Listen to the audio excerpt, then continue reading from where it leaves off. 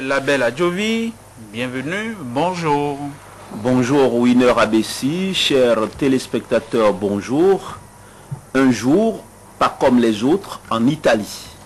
Ce mardi, le président du Conseil, Silvio Berlusconi, 74 ans révolus, joue son avenir politique. À la mi-journée, la Chambre haute, le Sénat, votera à sa demande une motion de soutien. Presque simultanément, la Chambre basse, la Chambre des députés ou encore appelée la Chambre, va se pencher sur deux motions de censure.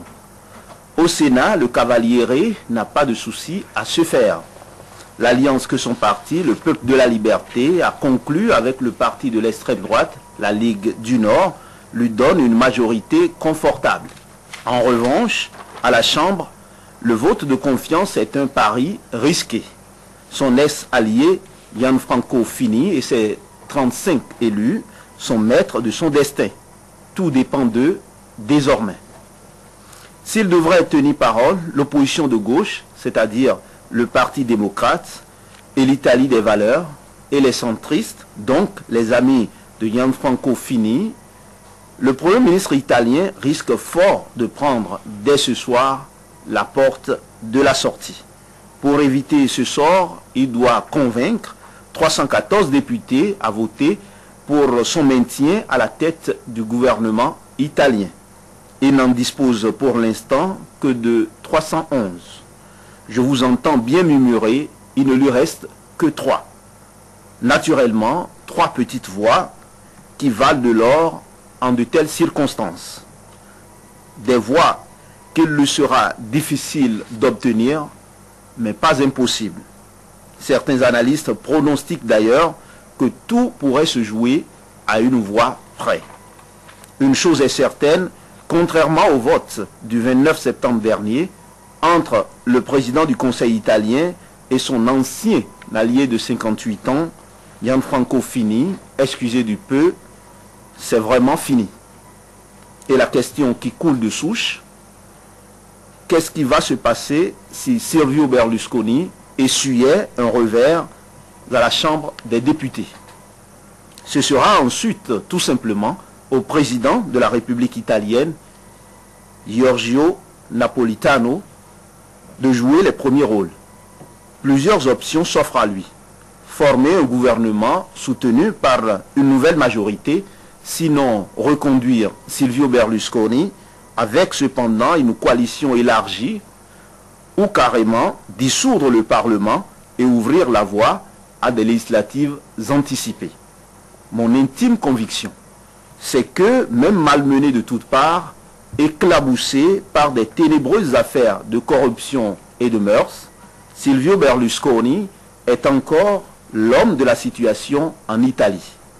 S'il arrivait que le vote de défiance triomphe, dans les faits, l'opposition italienne ne constitue pas encore une alternative crédible et n'est pas préparée à affronter des échéances avant la date prévue de 2013.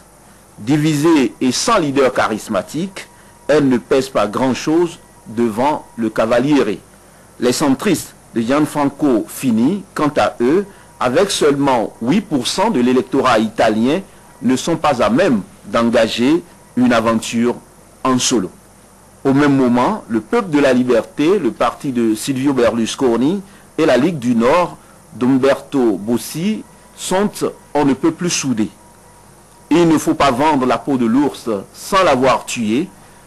Si vous voulez mon avis, Silvio Berlusconi n'a pas encore dit son dernier mot. Oui, Eribe Label Adjovi, mais ce qui est sûr, c'est qu'entre Berlusconi et Fini, c'est bien fini. C'est ce que vous nous avez dit depuis plusieurs mois maintenant. Il y a une odeur de soufre sur l'échiquier politique italien. Pas la faute, pas la seule faute du Cavaliere, le roi Ubu, Silvio Berlusconi. Trop de frasques, trop de dérapages. Et à 2 ans de la fin de son mandat, il est obligé d'essuyer un vote de défiance au Parlement, les deux chambres du Parlement. André Dossard. Oui, le Cavaliere n'a pas dit son dernier mot, ça c'est la conviction du chroniqueur, Rebel Abel Adjovi. Et surtout, je voudrais ajouter, surtout que la polémique s'enfle sur le marché de l'achat des députés. Alors, il y a des suspicions. Tout à fait, il y a des suspicions. Je pense que Berlusconi, il sait que pour ce dernier quitte ou double, il lui faudra mettre tous ses moyens dans la balance. Ce n'est pas facile, surtout pour lui qu'aujourd'hui il n'a plus totalement la faveur de la majorité des députés. C'est là où justement l'issue de ce vote de défiance est incertaine. Parce que son ancien allié, Gianfranco Fini, parti avec ses députés, Berlusconi n'a plus une trop grande marge de manœuvre. Donc, il faut tout de même remarquer que l'homme a déjà réussi à plusieurs reprises à se sortir d'affaires, à sortir de situations extrêmement délicates. Et on se demande si aujourd'hui, à 74 ans, il ne va pas remettre ça, s'il ne va pas rééditer l'espoir de se confirmer comme l'un des plus grands survivants de la scène politique italienne. Toujours est-il qu'on va attendre vers la mi-journée le vote du Sénat. Bon, ça, a priori, il n'a pas de souci à se faire par rapport aux sénateurs. C'est beaucoup plus cette motion déposée par les députés, par la gauche italienne et les amis de Gianfranco Fini, qui pourrait, n'est-ce pas, compromettre l'avenir de Silvio Berlusconi. Et si gars lui, il perdait ce vote, c'est grave, les démêlés avec la justice vont commencer avec ces nombreuses frasques dont vous parlez tout à l'heure, les scandales qu'on lui attribue. En revanche, s'il gagne, ça lui, il reprendrait l'initiative politique, il va certainement refaire son gouvernement ou autre initiative dans ce sens-là. Donc je pense que il vaut mieux attendre. Moi je ne me risquerai pas à des pronostics comme le fait le chroniqueur. J'attends de voir.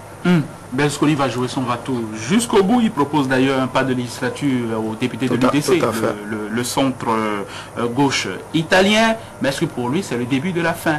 Depuis 1994 qu'il est en politique, qu'il est au premier plan, on a l'impression cette fois-ci qu'il accuse le coup, Oui, il accuse le coup, mais on doit d'abord rappeler que lui-même, en 2008, il a fait tomber le gouvernement de Prodi par un vote de défiance, en achetant notamment, ça a fait grand bruit en Italie, quelques députés sans vergogne. Cela s'est produit en Italie. Ah oui.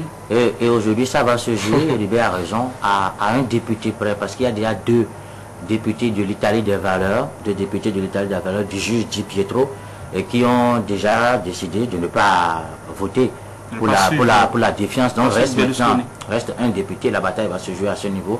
Et on connaît bien Berlusconi et qui sait vraiment bien manager. Seul problème, à mon avis, il est vraiment en difficulté. Parce qu'il y a beaucoup de charges contre lui. Affaires de corruption, de fraude fiscale, du scandale sexuel, des call girls. On a récemment l'affaire Nadia Nakri, les histoires de boîte de nuit, le collier acheté à la jeune de 18 ans, Laetitia en question, et beaucoup de choses. Maintenant, moi je vois à travers ça, pas seulement les affaires de corruption, les scandales, mais beaucoup plus la crise politique entre Berlusconi et son allié de 14 ans, Fini de 14 ans. Parce que justement l'initiative a été prise par la Chambre des députés, dirigée par Fini.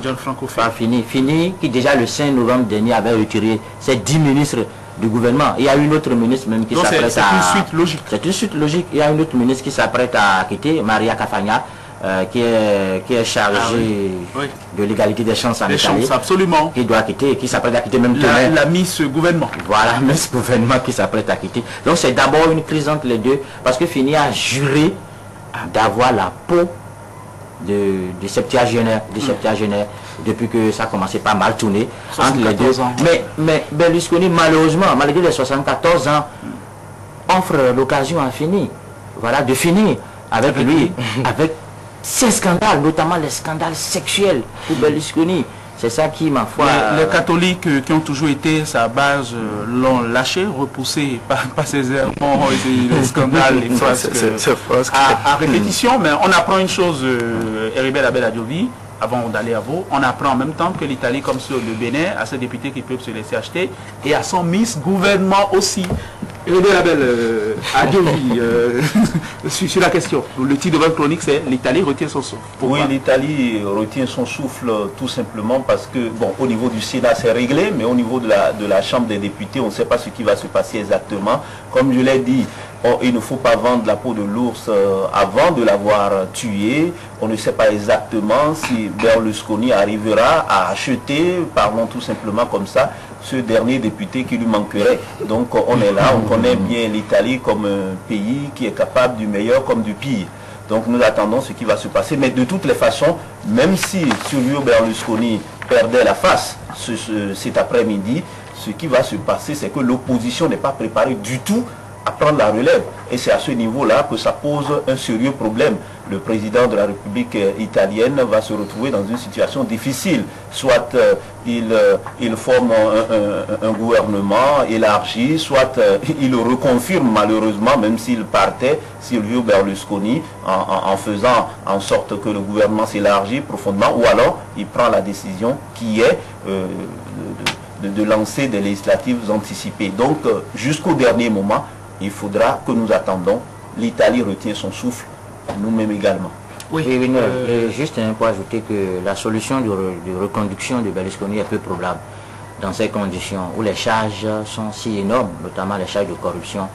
Et ce n'est pas interdit au président, mais c'est peu probable. Il y a deux solutions en fait, véritablement. C'est-à-dire provoquer les élections anticipées ou former un gouvernement technique.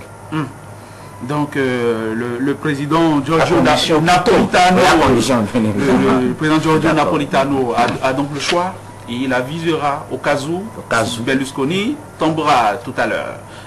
Chers amis, merci, mais on peut souligner la disparition de Holbrooke, de Richard Holbrooke, le représentant de l'administration américaine pour l'Afghanistan, qui était un élément clé de l'administration Clinton. C'est quelqu'un de très important, un diplomate racé, quelqu'un qui a réussi de grandes choses et qui s'en est allé la nuit dernière à 69 ans seulement. Voilà, dans un état critique, depuis plusieurs jours. 20 heures comme ça. Depuis plusieurs jours. Merci à vous tous. À demain. En attendant, pour vous, ce sera la Dolce Vita, la 12 vie du titre de ce film-là, 1953. Et nous restons en Italie. Mais moi, je reste ici. Je ne bougerai pas. Ce sera tout à l'heure la page santé, le rendez-vous des sports et la revue de presse.